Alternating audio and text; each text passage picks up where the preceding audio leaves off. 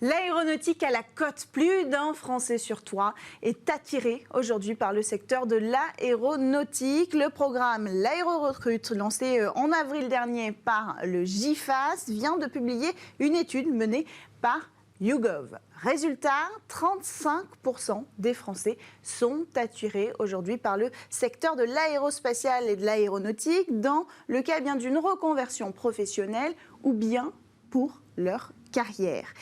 Quand faire cette reconversion? Eh bien, entre 30 et 40 ans, ce serait le moment idéal pour changer de vie. En tout cas, pour 45% des Français interrogés lors de ce sondage. Enfin, quasiment un sondé sur deux a déjà, lui, sauté le pas et changé de métier, de secteur d'activité ou de statut au cours de sa carrière professionnelle.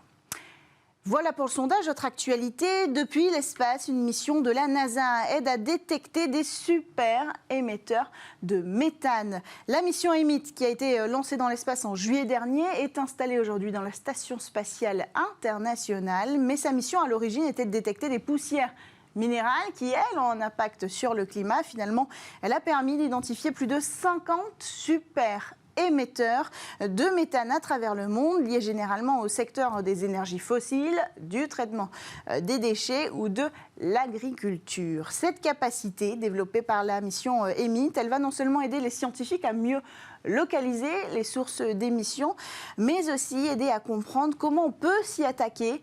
Et rapidement, c'est en tout cas la déclaration de Bill Nelson, l'administrateur de la NASA.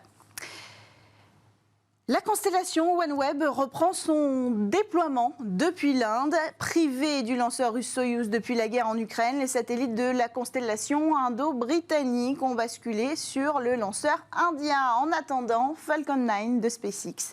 Le déploiement de la constellation pour l'Internet global était interrompu depuis 9 mois déjà. Le dernier lancement remontant au 10 février avec Soyouz. Le lot suivant aurait dû être lancé le 4 mars depuis le cosmodrome de Baïkonour au Kazakhstan, toujours sur Soyouz. Mais il avait été annulé. Alors même, rappelez-vous que Dimitri Rogozin, le directeur général de Roscosmos, a lancé un ultimatum exigeant que le Royaume-Uni se retire du capital de OneWeb et que les satellites de la constellation n'aient aucune application militaire. Et évidemment, la société a refusé. C'est donc New Space India Limited, la filiale commerciale de l'agence indienne, qui a pris le relais le 22 octobre dernier. Et c'est une réussite puisque les 36 charges utiles ont correctement été déployées à 601 km d'altitude. Le prochain lot sera lancé au mois de décembre par SpaceX. Première conséquence du retard de production d'Ariane 6. Les satellites européens Euclid et Hera embarqueront sur SpaceX. Si ce n'est pas la première fois qu'une mission institutionnelle embarquera à bord d'une société privée américaine, c'est un signal fort qui rappelle quand même l'importance d'une souveraineté en matière de transport spatial. Dans la foulée, les derniers satellites de géolocalisation européens Galileo, grande fierté européenne, eh bien pourraient eux aussi partir à bord de Falcon 9. Alors pourquoi on en est là? Exit les fusées Soyouz qui étaient prévues en backup en cas de retard d'Ariane 6, évidemment. Depuis, la collaboration européenne et russe a été interrompue. Enfin, dernière actualité, je vous en parlais en sommaire de cette émission, le collectif des assises du New Space, un groupe d'acteurs représentatifs du secteur spatial français, a publié cette semaine le rapport Ambition New Space 2027. Ce rapport, c'est l'aboutissement d'un long processus qui a duré plus d'un an, piloté par le collectif, 12 mois précisément, une période dans l'histoire une première dans l'histoire du secteur spatial français. Jamais ces acteurs ne s'étaient réunis pour positionner littéralement le secteur spatial numéro 3 mondial du New Space d'ici 2027.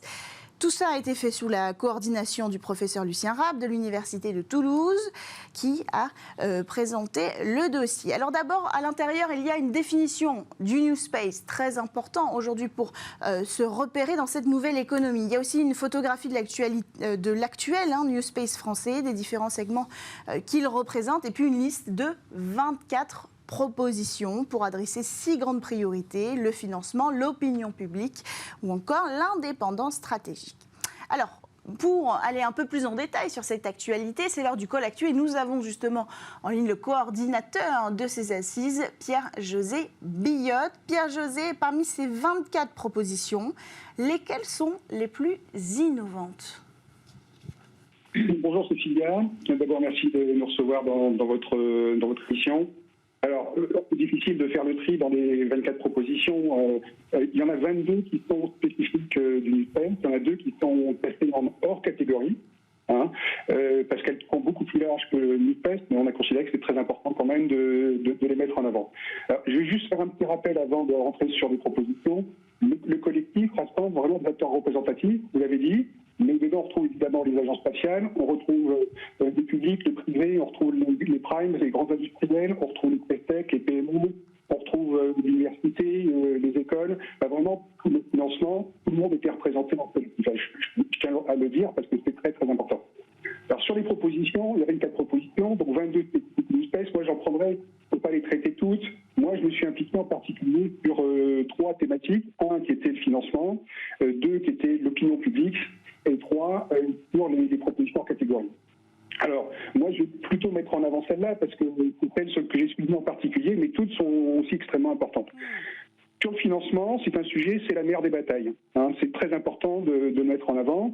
Si vous voulez, il faut regarder le New Space français dans son environnement mondial. Et dans le monde, aujourd'hui, les Space Tech américaines, même en Europe, lèvent beaucoup d'argent. Au cours des 2 dernières années, au travers des SPAC, ce qu'on appelle les SPAC, les Space Tech américaines ont levé des centaines de millions d'euros pour des levées de fonds. Très récemment, une Space Tech anglaise vient de lever en Série 45 millions d'euros.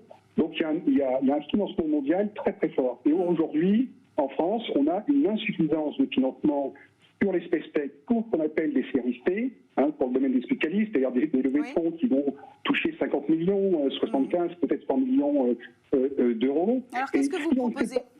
Alors, nous on propose la création d'un fonds d'investissement public-privé qui soit uniquement dédié aux Space Tech françaises. Voilà pourquoi, parce que si vous voulez, on n'aura pas, le président de la République a pris comme objectif d'avoir une centaine de licornes en France. Le secteur spatial peut en générer sans doute au moins une demi-douzaine.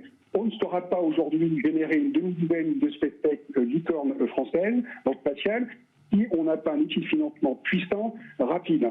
Dans les 3 années qui viennent, il y a une génération de Space Tech, vous en avez une sur votre plateau ce matin, qui sont formidables. Donc on peut les générer, sauf qu'elles n'auront pas l'essence pour devenir des licornes spatiales. Donc pour ça, l'environnement, il faut aussi le rappeler, est un environnement qui est en train de se durcir sur le financement privé, notamment pour des raisons liées à la hausse des taux d'intérêt. Donc les financements vont moins aller sur les actions, sur les entreprises, et les conditions vont se durcir. Par ailleurs, les SPAC aux États-Unis vivent une période difficile. Elles ont levé beaucoup d'argent, mais aujourd'hui elles sont en difficulté. Donc ça ne va pas aider non plus au financement privé. Donc il faut un fonds d'investissement. Pierre-José, je vous interromps, on n'a pas beaucoup de temps pour éplucher rapidement, réagir à cette actualité. Une autre proposition, s'il vous plaît, ensuite vous nous direz quelle est la prochaine étape.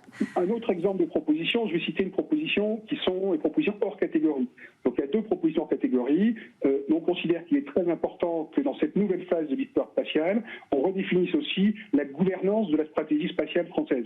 Et pour ce faire, le rapport propose la création d'un Conseil national de l'espace, un peu sur le modèle du National Space Council aux États-Unis, qui est rattaché à la Maison-Blanche. Nous, on propose de le rattacher au Premier ministre et qui permettrait, dans un environnement représentatif et diversifié, de pouvoir aider à définir la politique spatiale pour les années à venir. Clairement, on a pris du retard sur New Space. New Space démarre début des années 2000, accélère dans le début de 2010, et clairement, on aurait dû ce projet, on aurait dû le mener il y a déjà au moins 5-6 ans, ça n'a pas été le cas. Donc pour éviter de tirer les leçons et prendre des positions, on propose la création d'un Conseil national de l'espace qui permettra de piloter, on va dire, une stratégie sur le spatial qui devient de plus en plus interministérielle, j'en termine, et également qui est un sujet qui devient un sujet de politique générale et pas uniquement un secteur de spécialistes. Donc il faut vraiment avoir une stratégie plus large, et ça c'est le Conseil national de l'espace qui pourrait le porter.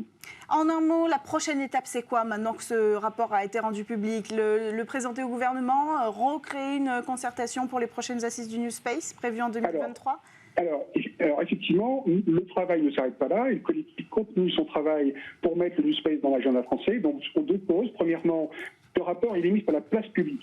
Donc, il s'adresse à tout le monde, aux acteurs privés, pour les responsabiliser, et les acteurs publics, évidemment le gouvernement. Donc on a mis en place 2 processus. Un premier processus qui est d'ouvrir des discussions avec les 3 ministères de tutelle qui concernent le spatial, premièrement. Et deuxièmement, on a décidé, sur la plateforme collaborative auquel on peut accéder par le site des assises du newspace.org, on va dire sur la plateforme collaborative, on a créé 24 forums pour les 24 propositions, et les acteurs, qu'ils soient privés ou publics, qui ont envie, on va dire, de travailler à la mise en œuvre, on va dire, pour rentrer dans le détail de ces propositions, peuvent accéder gratuitement sur la plateforme et s'inscrire dans les forums pour qu'on puisse constituer des gros projets qui couperont encore le développement de ces propositions. Rendez-vous donc sur le site des assises du New Space pour faire avancer le sujet et construire ensemble un secteur français spatial solide. Merci beaucoup Pierre-José Billotte. On est obligé d'enchaîner avec le Space Talk pour aujourd'hui. Vous reviendrez en plateau si vous le voulez bien pour qu'on parle plus en détail de ce rapport des assises du New Space.